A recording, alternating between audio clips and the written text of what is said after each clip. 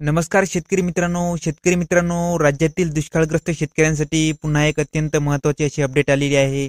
शेतकरी मित्रांनो, राज्यातील दुष्काळ घोषित केलेल्या 40 तालुक्यांव्यतिरिक्त इतर तालुक्यांमध्ये दुष्काळग्रस्त परिस्थिती घोषित केलेल्या 1021 महसूल मंडळांपैकी विभाजन झालेल्या नवीन महसूल मंडळांमध्ये दुष्काळ सदृश्य परिस्थिती घोषित करून सवलती लागू करण्याबाबत शासनाच्या वतीने पुन्हा एक नवीन जी आर प्रकाशित झालेला आहे.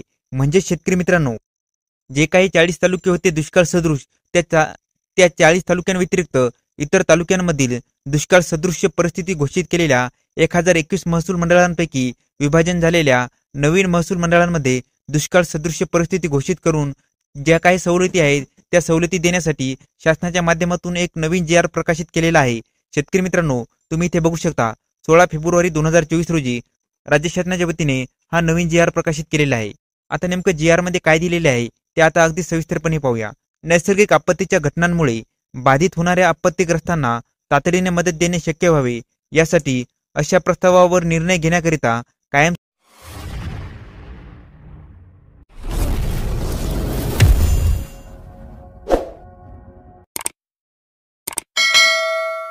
स्वरूपी मंत्रिमंडळ उपसमिती वर नमूद क्रमांक 2 येथील दिनांक 13 जून 2018च्या शासन निर्णयान्वये गठीत करण्यात आली आहे.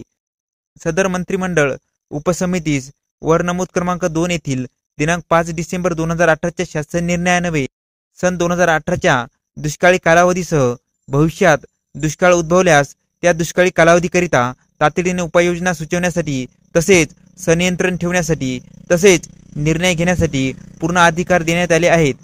7 नोव्हेंबर 2023च्या शासन निर्णयानुसार या मंत्रिमंडळ उपसमितीची पुनर्रचना करण्यात आलेली आहे. दुष्काळ व्यवस्थापन संहिता 2016 मधील तरतुदी व निकष विचारात घेऊन वर नमूद क्रमांक 3 येथील 31 ऑक्टोबर 2023च्या शासन निर्णयान्वये राज्यातील 40 तालुक्यांमध्ये दुष्काळ घोषित करण्यात आला आहे. या व्यतिरिक्त राज्यातील इतर तालुक्यातील महसूल मंडळांमध्ये जून ते सप्टेंबर 2023 या कालावधीत कमी पर्जन्यमान झाले असल्याचे आढळून आले आहे. या मंत्रिमंडळ उपसमितीच्या दिनांक 9 नोव्हेंबर 2023 रोजी आयोजित करण्यात आलेल्या बैठकीमध्ये घेतलेल्या निर्णयास अनुसरून व नमूद दिनांक 10 नोव्हेंबर 2023च्या शासन निर्णयान्वये राज्यातील कमी पर्जन्यमान झालेल्या 1021 महसूल मंडळांमध्ये दुष्काळ सदृश्य परिस्थिती घोषित करून तेथे त्या सवलती लागू करण्यात आल्या आहेत. शेतकरी मित्रांनो, मंत्रिमंडळ उपसमितीच्या दिनांक 2 जानेवारी 2024 रोजी झालेल्या बैठकीत खरीप हंगाम 2023 करिता दुष्काळ सदृश्य परिस्थिती जाहीर केलेल्या 1021 मंडळांपैकी ज्या मंडळांचे विभाजन होऊन नवीन महसूल मंडळ स्थापन करण्यात आले आहे आणि त्या महसुली मंडळात अद्याप पर्जन्यमान यंत्र बसवण्यात आलेले नाही अशी नवीन महसूल मंडळे देखील दुष्काळ सदृश्य मंडळे म्हणून जाहीर करण्यात यावीत असा निर्णय घेण्यात आलेला आहे. त्यास अनुसरून सर्व विभागीय आयुक्त यांच्याकडून प्राप्त झालेल्या माहितीच्या आधारे तसेच जिल्हाधिकारी लातूर यांच्यावर नमूद दिनांक 6 फेब्रुवारी 2024च्या पत्रान्वये प्रस्तावास अनुसरून शासन हा आदेश निर्गमित करण्यात येत आहे. तर शेतकरी मित्रांनो, आता शासन निर्णय काय आहे ते अगदी सविस्तरपणे पाहूया.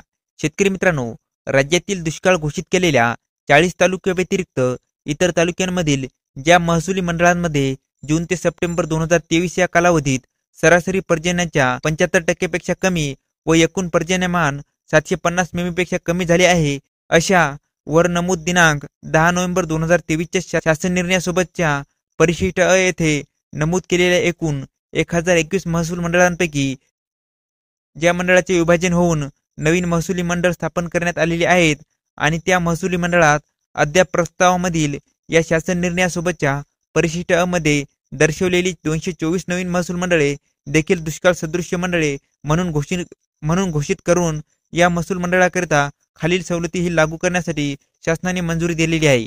तर शेतकरी मित्रांनो, जे काही 224 नवीन महसूल मंडळे आहेत त्यांच्यासाठी दुष्काळ सदृश्य मंडळे म्हणून घोषित करून या महसूल मंडळाकरिता खाली काही सवलती दिल्या आहेत त्या सवलती लागू करण्यात येत आहेत. तर आता कोणत्या सवलती आहेत ते आता आपण पाहूया.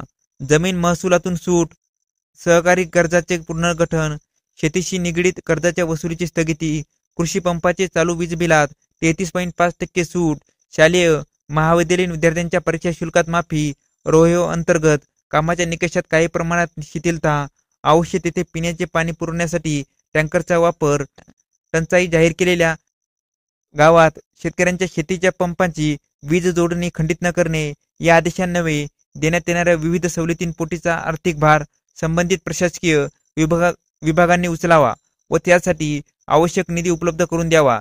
त्या अनुषंगाने प्रशासकीय विभागांनी त्यांच्या अधिपत्याखालील सर्व क्षेत्रीय यंत्रणाकरिता आवश्यक ते पूरक आदेश निर्गमित करावे. तर शेतकरी मित्रांनो, आता नेमके कोणते 224 नवीन महसूल मंडळे आहेत ते आता आपण पाहूया. तुम्ही ते बघू शकता.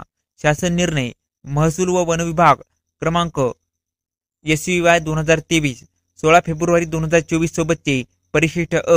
तुम्ही ते बघू शकता. जिल्हा दिलेला आहे पुणे व पुण्यामध्ये काही तालुके दिलेले आहेत, जसे की हवेली, भोर, जुन्नर, खेड, आंबेगाव आणि या तालुक्यांमध्ये काही महसुली मंडळे आहेत आणि त्या महसुली मंडळांची नावे इथे तुम्हाला समोर दिलेली आहेत.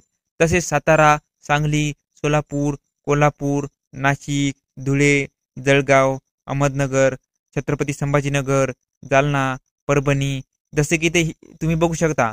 हिंगोलीमध्ये नवीन महसूल मंडळे जसे की हिंगोली, कळमनुरी, औंढा नागनाथ, सेनगाव हे इत्यादी दिलेले आहेत. आणि त्याच्यामध्ये हिंगोलीमध्ये खानापूर चित्ता, भांडेगाव, कळमनुरीमध्ये साळवा, औंढा नागनाथमध्ये सिद्धेश्वर, शहापूर, तसेच नांदेडमध्ये नांदेड, नायगाव खैर, धुगराळा, कंधारमध्ये दिग्रज बुद्रुक, तसेच लातूरमध्ये कन्हेरी, असे अनेक महसूल मंडळे इथे दिलेले आहेत. शेतकरी मित्रांनो, तुम्हाला जर का हा GR पाहिजे असेल तर आपल्या टेलिग्राम चॅनलवरती हा उपलब्ध आहे. तिथे जाऊन तुम्ही डाउनलोड करू शकता व पाहू शकता. तर शेतकरी मित्रांनो, ही शेतकऱ्यांसाठी अत्यंत आनंदाची आणि महत्त्वाची अशी माहिती आहे. तर शेतकरी मित्रांनो, हा व्हिडिओ कसा वाटला खाली कमेंट करून सांगा व याविषयी अशाच आणखी नवनवीन माहितीसाठी आपल्या KK मराठी GR या यूट्यूब चॅनलला लाईक, शेअर आणि सबस्क्राईब करायला विसरू नका. धन्यवाद शेतकरी मित्रांनो. जय हिंद, जय महाराष्ट्र.